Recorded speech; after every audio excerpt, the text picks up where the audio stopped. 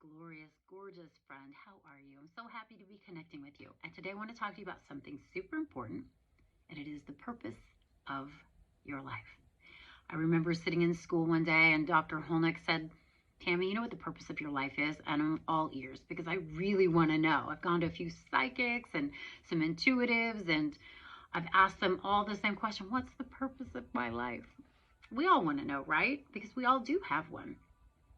So then he said something that kind of surprised me, and it took me a while to figure out what am I going to do with that. He said, Tammy, the purpose of your life is to learn to love yourself no matter what. I'm like, what do I do with that? But I now know that this is true. As we learn to love ourselves more consistently, more unconditionally, we feel better inside of ourselves. Energy flows. We also start to evoke and provoke something that is referred to as the entelechy. I think I've talked about this here before. I know I've definitely talked about it on my radio show. Entelechy, it's your soul's code. The entelechy of an acorn is to be an oak tree. The entelechy of a sunflower seed is to be a big, beautiful sunflower. So we all have an entelechy. We all have gifts and talents that we are here to birth into beingness. But that can be really challenging and maybe impossible to do in a really effective way unless we really love ourselves. As we relax into the place of love within, as we are more patient and compassionate and kind towards ourselves, it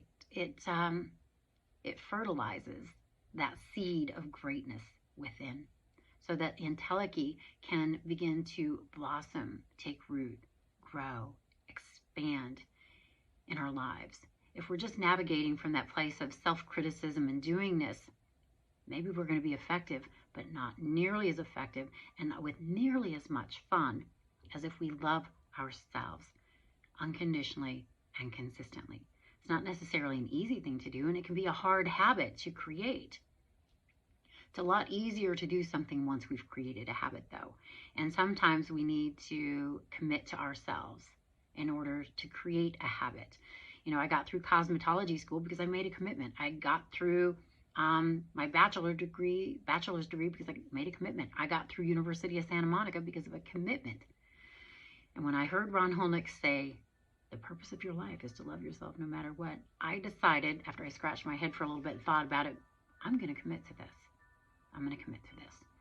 And it hasn't always been easy. Things come up as opportunities to set that intention and go deeper in my desire and goal and commitment to love myself no matter what. But as I have to say, I feel so much better inside of myself. And I know you will as well. So when the challenges come up and you've made a mistake, rather than going into judgment and criticism, take a breath and say, you know what? I'm going to be nice to me. I'm going to be kind to me. I'm going to be patient and compassionate with myself. And I'm going to learn from this. It's about really assuming that learning orientation posture to life. We're not here to be perfect. We're here to learn the lessons of love. And love is patient. Love is kind. Love is gentle, right? So as you can be more patient, kind, loving, and gentle for and within yourself, you're going to show up as a more patient, kind, gentle energy in the world. You're going to activate your entelechy. And if you don't know what your purpose is, other than loving yourself no matter what, as you set that intention, it can come more fully into focus. Because here's the deal. Your purpose is about love. It's about being love. It's about doing what you love. And it's about bringing love to the planet. So I have definitely made this commitment. And as I have, life has improved. I feel better. I feel more aligned. I feel more whole. And my purpose has come more fully into focus. It's doing this. It's being in my loving. It's being in my loving with you. It's being in my loving as I do my radio show. It's being in my loving with my horses. It's being in my loving with whoever and whatever's in front of me in every moment. And I can show up as a more patient and loving being as I reside in a place of patience and presence and love within. It's that simple and it's that difficult. So what are your thoughts? Are you committed to you? Are you loving yourself no matter what? Has that been on your radar? Is this the first time you've thought about it? Or am I a God wink? Is this something you've thought about and thought, that's interesting? I was just having this conversation with somebody and now Tammy's talking about it. I love God winks. It's how God communicates with us. You know, they say coincidence is God's way of remaining anonymous. I don't think so. I know so. Every time I see God winks or coincidence, I'm like, God, I know that was you. And it makes me so happy. As we love ourselves, we can receive God's love. And that's how we become a funnel and channel and conduit for love through us and into the world. I hope this makes some sense to you. I hope it's inspiring you to commit to being more kind and compassionate, patient and gentle with yourself so that you can enjoy being you more and bring more miracles into the world. I think there was a saying once, it's like, imagine, what loving plants can do and what it does for them. Imagine what it can do for ourselves.